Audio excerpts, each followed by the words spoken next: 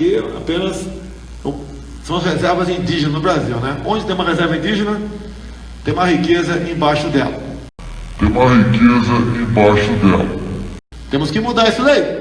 Mas nós não temos hoje em dia mais autonomia para mudar isso daí.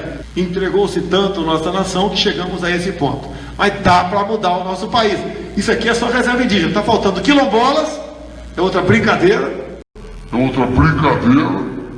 Eu fui num quilombola em Eldorado Paulista. Olha, o afrodescendente mais leve lá pesava 7 arrobas.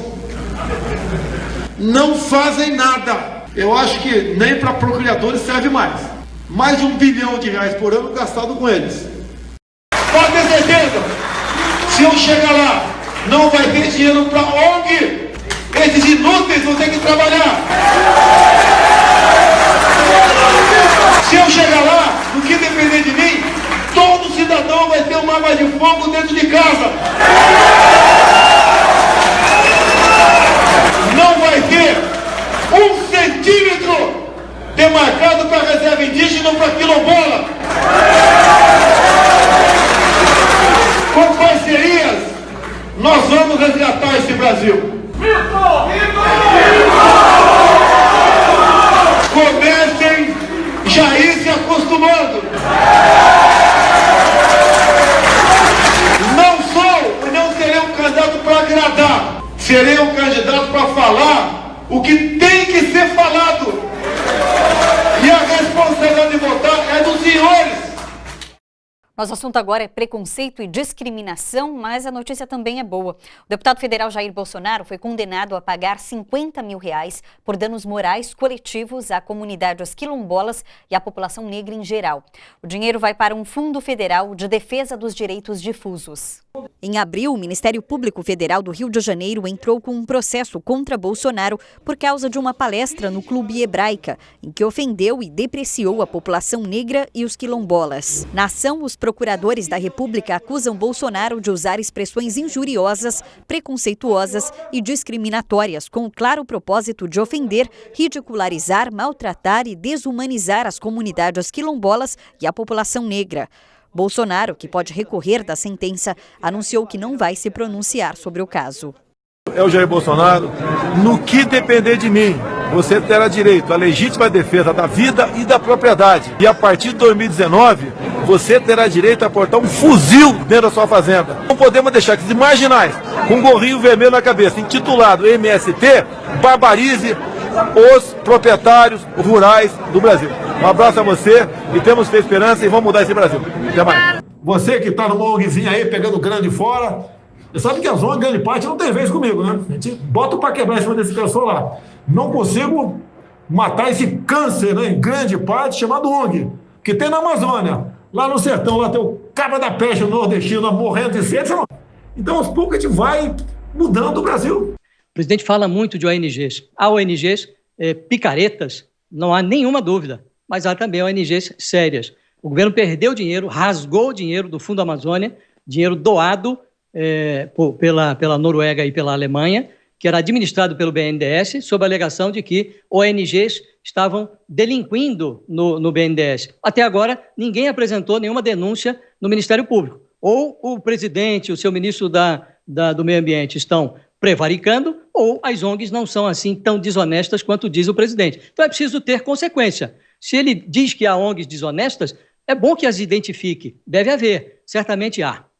O levantamento feito pelo jornal Folha de São Paulo, o Instituto Talanoa, mostra que o governo Bolsonaro acelerou a publicação de atos sobre o meio ambiente durante os meses de maior crescimento da pandemia. Você vai lembrar de uma coisa que a gente já noticiou aqui. Esse resultado confirma uma frase que ficou famosa na boca do ministro Ricardo Salles naquele vídeo da reunião ministerial, quando ele defendeu passar a boiada enquanto a imprensa estivesse preocupada com a pandemia para flexibilizar as leis ambientais. Lembra disso? Nós temos a possibilidade, nesse momento que a atenção da imprensa está voltada quase que exclusivamente para o Covid e daqui a pouco para a Amazônia, o general Mourão tem feito aí os trabalhos preparatórios para que a gente possa entrar nesse assunto da Amazônia um pouco mais calçado, mas não é isso que eu quero falar.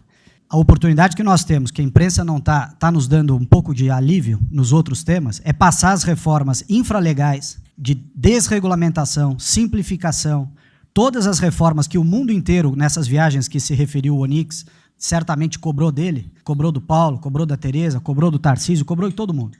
Da segurança jurídica, da previsibilidade, da simplificação. Essa grande parte dessa matéria, ela se dá em portarias e normas dos ministérios que aqui estão, inclusive o de meio ambiente, e que são muito difíceis, e nesse aspecto acho que o meio ambiente é o mais difícil de passar qualquer mudança infralegal em termos de instrução normativa e portaria, porque tudo que a gente faz é pau no judiciário, no dia seguinte. Então, para isso precisa ter um esforço nosso aqui, enquanto estamos nesse momento de tranquilidade no aspecto de cobertura de imprensa, porque só fala de Covid, e ir passando a boiada.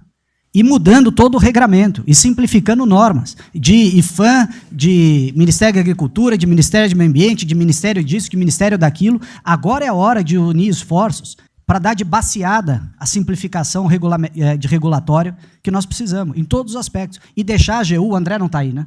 E deixar a AGU de stand-by para cada pau que tiver, porque vai ter. Essa semana mesmo nós assinamos uma medida a pedido do Ministério da Agricultura, que foi a simplificação da lei da Mata Atlântica para usar o Código Florestal. Hoje já está nos jornais dizendo que vão entrar com ações judiciais e ação civil pública no Brasil inteiro contra a medida. Então, para isso, nós temos que estar com a artilharia da AGU preparada para cada linha que a gente avança ter uma coisa. Mas tem uma lista enorme em todos os ministérios que tem papel regulatório aqui para simplificar. Não precisamos de Congresso. Que coisa que precisa de Congresso também, nesse fuzuê que está aí, não vamos conseguir aprovar. Agora tem um monte de coisa que é só parecer, caneta. Parecer, caneta. Sem parecer também não tem caneta, porque dar canetada sem parecer é cana.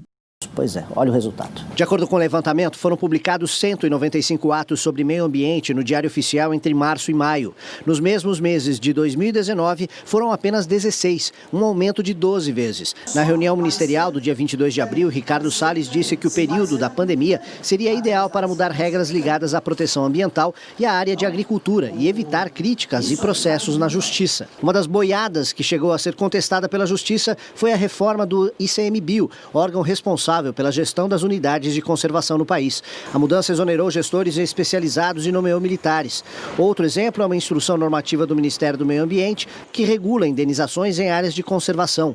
Segundo ambientalistas, a instrução cria uma brecha que, na prática, facilita a expulsão de índios e quilombolas dessas áreas. Tá pegando fogo no Pantanal?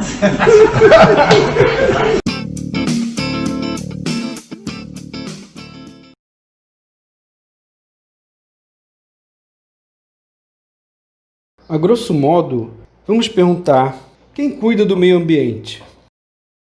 Foi criado em novembro de 1992 o Ministério do Meio Ambiente, e este tem como missão formular e implementar políticas públicas ambientais de forma articulada, pactuada com os atores públicos e a sociedade para o desenvolvimento sustentável. A visão de futuro do Ministério do Meio Ambiente é ser reconhecido pela sociedade e pelo conjunto de atores públicos por sua excelência, credibilidade e eficiência na proteção do meio ambiente.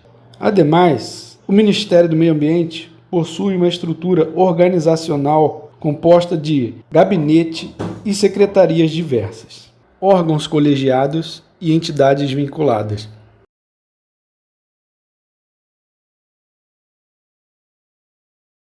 ONGs nada mais são organizações não governamentais.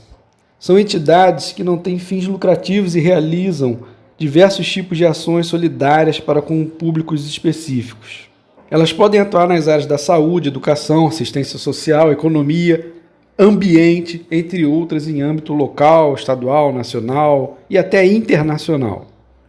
Elas, as ONGs, são a ação da sociedade. Uma ONG é a ação da sociedade civil, atuando, cobrando dos órgãos governamentais suas obrigações para com cada cidadão e para com o meio ambiente. A atuação da ONG acontece na esfera política, embora ela não seja estatal. Apesar de não pertencer ao Estado, oferta serviços sociais, geralmente de caráter assistencial, que atendem a um conjunto de sociedade maior do que apenas os fundadores ou administradores da organização. De uma forma geral, as ONGs são associações civis, sem fins lucrativos, de direito privado, de interesse público e que têm as seguintes características, entre outras. Primeiro, agrupamento formal de pessoas em torno de interesses e objetivos comuns. Segundo, realizações de ações solidárias e de ajudas mútuas filantrópicas. Terceiro, iniciativas na esfera pública não realizadas pelo Estado. E, por fim, atuação sociopolítica fundamentada nos princípios pactuados por associados. Fonte sebrae.com.br.